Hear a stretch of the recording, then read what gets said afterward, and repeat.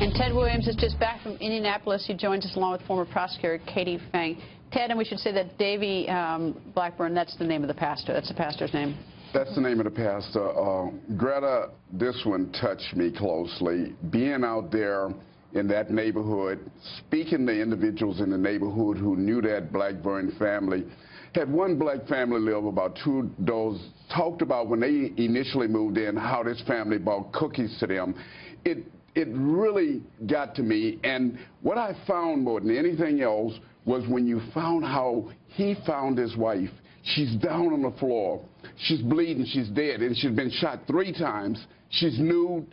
One of her teeth has been knocked out of her mouth. You got to ask yourself, what kind of an animal would do this to another human being? Katie, evil's the right word to describe them. I think she was sexually assaulted, according to the reports.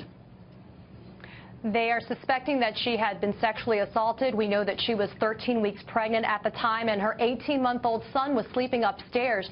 This is an example of a justice system that I believe was failing Amanda Blackburn. There are 3 men involved in this: Watson, Gordon, and Taylor. Watson and Gordon were on probation and parole for burglary. And there were 3 victims that morning, Greta and Ted, all of which were victims of a burglary. But it was Amanda Blackburn, whose husband left the front door unlocked. Of all the things that could happen, guys, he left the front door unlocked, and that's how they entered the home, and that's when she was pistol whipped, shot 3 times, and frankly executed by depraved human beings. You know, they got rid of the electric chair in Indiana in 1995, and frankly, I think they should bring it back for these 3 animals that were involved in the murder of Amanda Blackburn. You know, we talked last segment, Ted, about surveillance cameras catching people. Right. You know, I imagine there's some neighborhood surveillance cameras in this one, but also the DNA, the same thing that caught the D.C. mansion murder, the DNA on the pizza. And this was the hit, the DNA hit. Absolutely.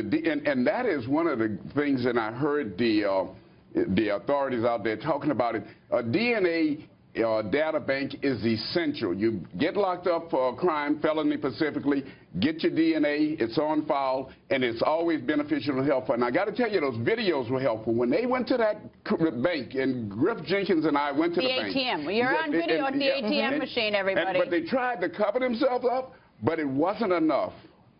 And Katie, that's right. They get you at the ATM machines. Another way.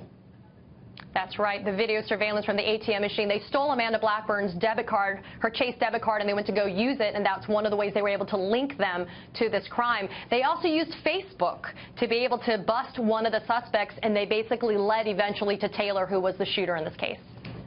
Ted and Katie, thank you both, and what a terrible story. What a tragedy. And evil people.